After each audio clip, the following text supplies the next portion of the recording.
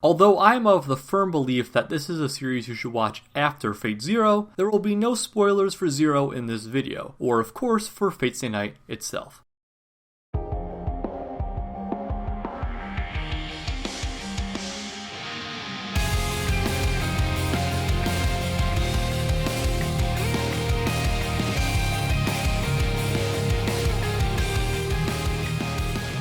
Despite a title that sounds like it was cobbled together through a game of darts with an English dictionary, Fate Stay Night is one of the most popular and well-known entries in the visual novel landscape. For those that are not aware, Fate Stay Night's story is comprised of 3 separate routes, essentially 3 alternate timelines that combined tell the full story of Fate Stay Night. The original 2006 adaptation that I reviewed last week mostly tells the story of the first route, Fate, while this more recent anime adapts the second route, Unlimited Blade Works, with the third route, Heaven's Feel, getting a trilogy of movies in 2017. The first series put some people off, but the Fate fandom underwent a fairly recent boom thanks to the 2011 Ufotable adaptation of Fate Stay Night's prequel, Fate Zero, which happened to work just fine as a standalone show and was enjoyed by many as such. Naturally, hype for the new version of Fate Stay Night began to grow among both visual novel and Fate Zero fans. After the series had finished and the dust had cleared, from what I have personally seen and for a number of reasons I will go into later, the ultimate consensus was mixed. But before we go any further, let me lay all the cards out on the table. I like Fate and the Natsuverse at large a lot. I wouldn't have done this Type Moon month if that was anything but the case. So I'm just going to come out and say it, yes, I really like Unlimited Blade Works. If that's a problem for you, if you want this video to be me tearing the show apart, getting worked up over every possible issue, no hard feelings, but I'm sorry, you'll need to look elsewhere. I am not in the market of lying to you or myself, pretending to dislike something I like or like something I dislike.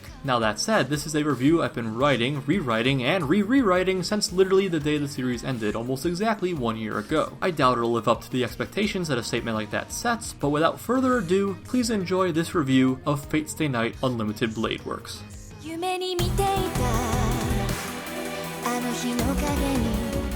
Honestly, the premise is exactly the same as the original Fate Stay Night, so I'm going to give a very brief summary here, and if you want something a little more detailed, click here to see the relevant section from my review of the 2006 series. The Holy Grail is a powerful magical device that grants the bearer any wish they desire. 7 mages called Masters summon 7 familiars called Servants, mythological figures from the past given new life in order to fight to obtain the Grail. Hence, this conflict between Masters and their servants is called the Holy Grail War. Emiya Shiro is a more or less normal guy, excepting his unusual selflessness, who accidentally summons a servant of his own, Saber, and is pulled into the war, eventually allying with another master, Tosaka Rin, who naturally has her own servant, Archer. Thus, the stage is set for battle, bloodshed, and betrayal.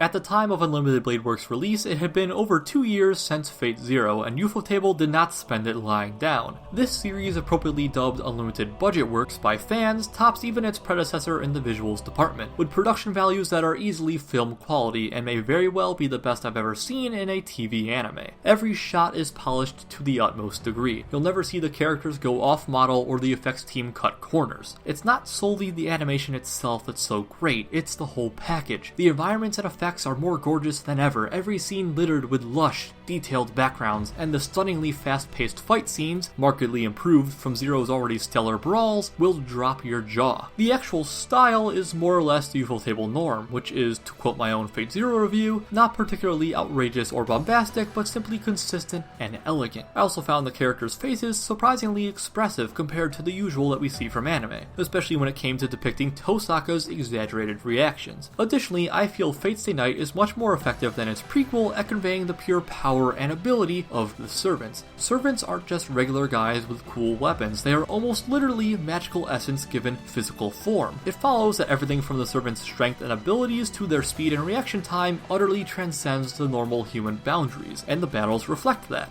In short, if you want great looking action, you really can't get much better than Fate Stay Night. Well, arguably you can, but it's tough. My only visual complaint at all is that I do suspect the money well started to run dry as the show dragged on, because the second season's fights are both less frequent and generally shorter than their first season counterparts. Still great when they happen, but they don't happen as often. Now, the plot of UBW is ultimately centered on one servant, particularly Tosaka's servant, Archer, a red-cloaked and white-haired man who, despite his name, prefers to duel with 2 blades. For the majority of the anime, his past and identity are shrouded in mystery, and it's only after most of the Master Serpent pairs have been eliminated that Archer's story truly comes to the forefront, but they do drop several hints here or there to help the pieces fall into place. I'm glad for the Archer focus because I've always been a fan of his character since first being introduced to him in, yes, Studio Dean's 2006 Fate Stay Night. I find Archer's backstory intrinsically compelling and enjoy his dry, sarcastic personality, even if his tendency to monologue can get grating. I wish I could say more about Archer, but we would start to veer heavily into spoiler territory, so let's take a look at someone else. The leading duo of Fate Stay Night are Emiya Shiro, the adopted son of Fate Zero's Emiya Kiritsugu, and Tosaka Rin, the daughter of Fate Zero's Tosaka Tokiyomi, and a minor character in that series herself. Put simply, the two are good characters and bounce off each other well enough.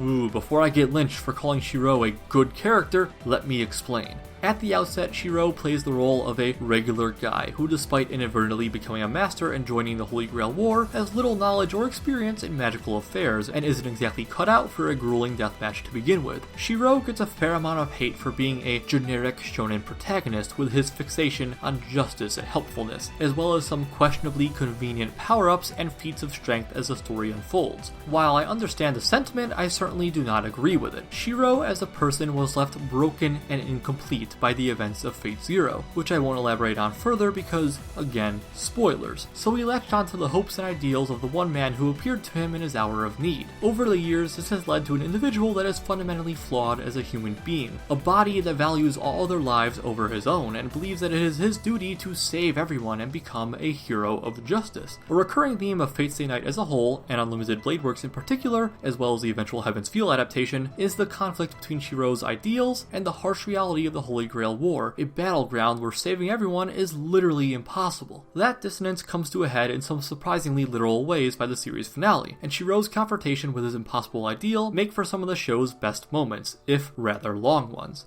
The other side of the coin is Tosaka, popularized as Fate Stay Night's resident tsundere, though that's far from her sole personality trait. Like Shiro, she carries a lot of emotional baggage from the previous Holy Grail War, especially considering her more active role in that conflict than her counterpart. A powerful mage by birth, Tosaka has trained herself as a master for 10 long years. Early on in the war, she attempts to maintain a facade of stoicism and act as heartless as a master supposedly should, but her kinder personality repeatedly shines through, usually under the veil of returning a favor or repaying a debt. Tosaka is more familiar with the ins and outs of magic and the war than Shiro could ever hope to be, but their alliance is eventually a strong one. Though Shiro's naive attitudes and flawed idealism can get on her nerves, it's clear that she cares for him and that the feeling is mutual. On paper, the plot beats of this anime mirror the source material quite closely. However, they are certainly not identical. Ufotable went into Unlimited Blade Works with greater intentions than just parodying the visual novel, and I think in some ways it turned out for the better. A handful of original scenes were added or pre-existing ones modified to serve various purposes. Sometimes these new scenes expanded on the backstory of a specific character. At others, the changes simply made the conflict scale grander and more fantastical. Either way, these modifications commonly altered the context of events, such that either A. Unlimited Blade Works incorporates minor information from other routes of the visual novel to tell a more complete story, or B. Unlimited Blade Works functions as a more effective sequel to Fate Zero than its source material. This was a smart move on Ufotable's part because quite a few modern Fate fans were introduced to the series solely through Fate Zero. Considering that, it simply wouldn't make sense for the series to be too detached from the Zero storyline. Ufotable fully realized this and shaped the presentation of Fate Stay Night to accommodate that fact. Unlimited Blade Works, as per the norm for a two-core series, has two openings set to Ideal Light by Mashiro Ayano and Brave Shine by Aimer, respectively. Both are alternatively solid or very solid musically and classic Ufotable visually, which is to say, awesome. In my opinion, I wouldn't consider either superior to Fate Zero's second opening, but it's nice eye candy to rev up each episode, and what more could you want? The actual voice acting of Fate Stay Night is similarly strong. A few voice actors lending their talents are fairly well known in the anime community. Hiroshi Kamiya as Shinji, for example, or are personal favorites of mine, as with Joji Nakata as Kotomine Kirei, but the rest do just as well. Despite being comprised of almost the exact same cast, the performances are a fair bit better than their 2006 counterparts, which isn't entirely surprising because at this point point, most of the actors have regularly voiced these characters for around a decade, more than enough time to completely acclimatize to the roles. So yeah, the voice acting was good. I wouldn't say there's any one particular, wow, oh my god, standout performance, but the displays and portrayals are always consistent and believable, knowing when and how to inject just enough emotion where it counts. But to be clear, that's all for the Japanese cast. I'm not going to mention the English dub because I haven't bothered to watch it, having a personal irrational disdain for Bryce Poppenbrook, who plays Shiro.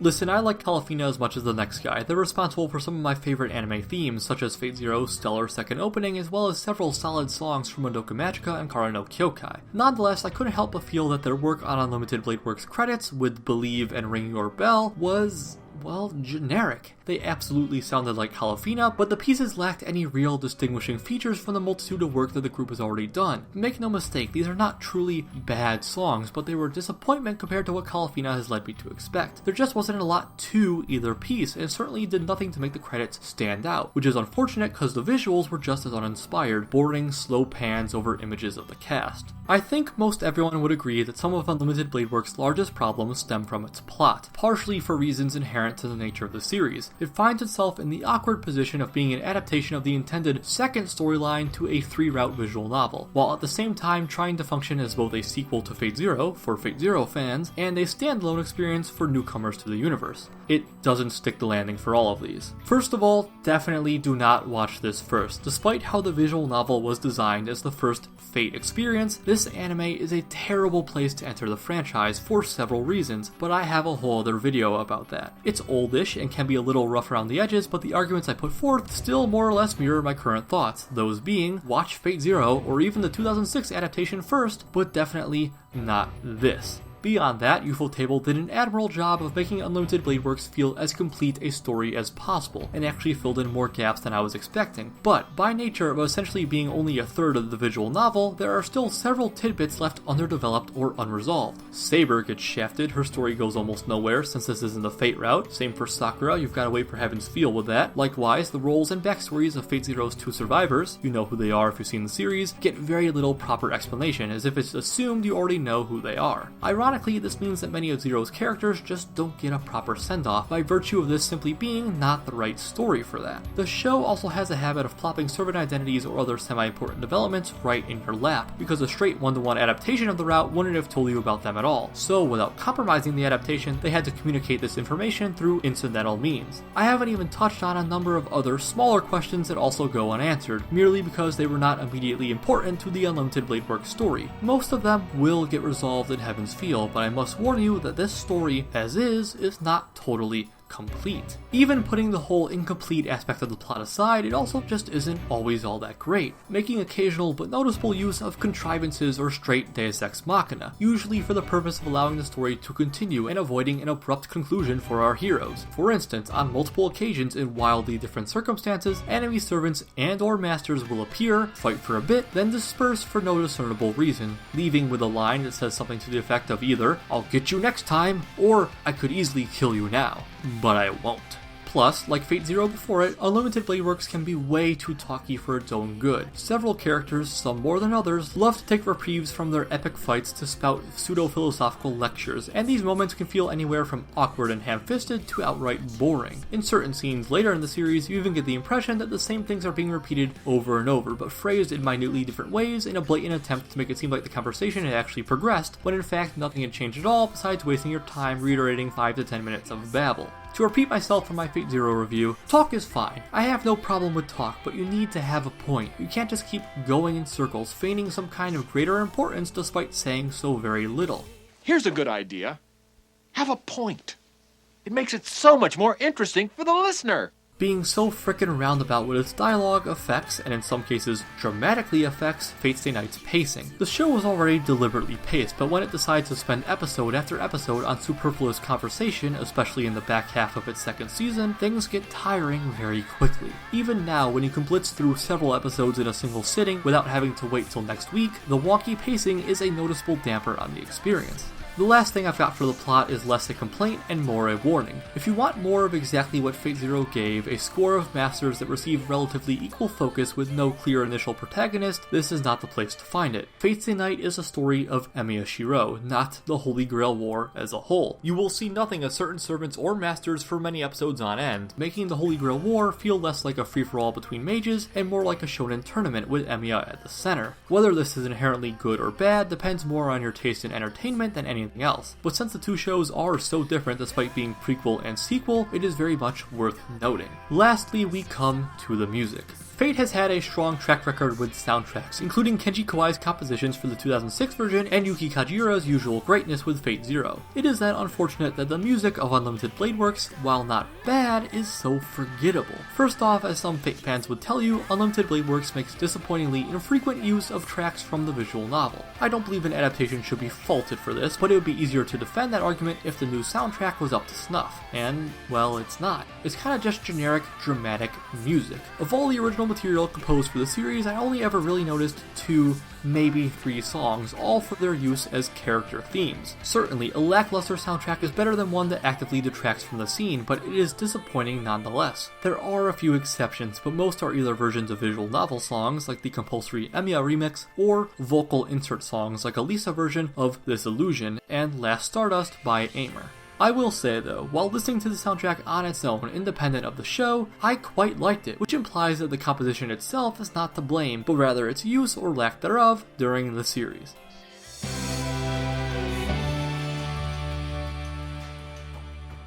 That seemed like a long list of bad, yeah? Maybe, but the good were just as numerous. Unlimited Blade Works is certainly not a perfect show. There's an argument for it being a deeply flawed one. But personally, as it was airing, I loved Unlimited Blade Works. I was infatuated with almost, if not every episode. For whatever reason, I couldn't get enough of the show. The sheer visual prowess, for me, elevated a series that may have felt noticeably worse with lower production values, though in the first place I was not nearly as bothered by the issues of pacing and writing as some were. However, despite that, when I took a step back for this review, rewatched the series, started laying out the mistakes and the missteps, I realized I couldn't just hand-wave them all away. As much as my pure enjoyment wants to override everything else and slap Fate Stay Night with an S rating, I can't bring myself to do that. However, I still enjoyed the series a lot, with its strengths, for me, far outweighing its weaknesses. Therefore, after taking everything into account, as well as my own subjective enjoyment on a scale from F to S, haters gonna hate, but I have no problem giving Fate Stay Night Unlimited Blade Works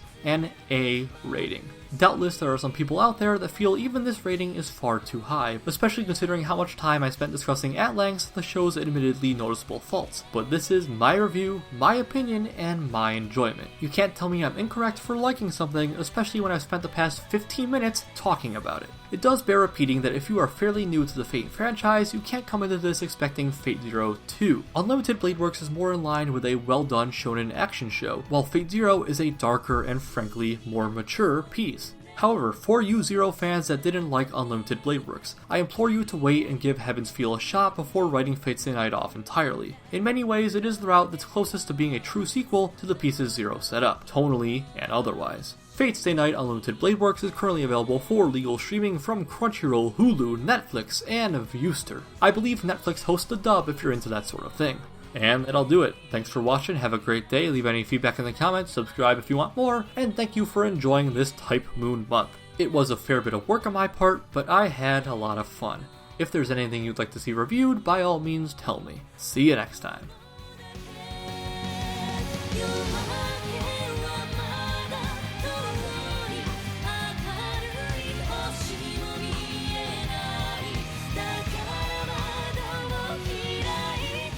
Whew, I decided to record all these videos at once, and that was not a good decision. I feel lightheaded.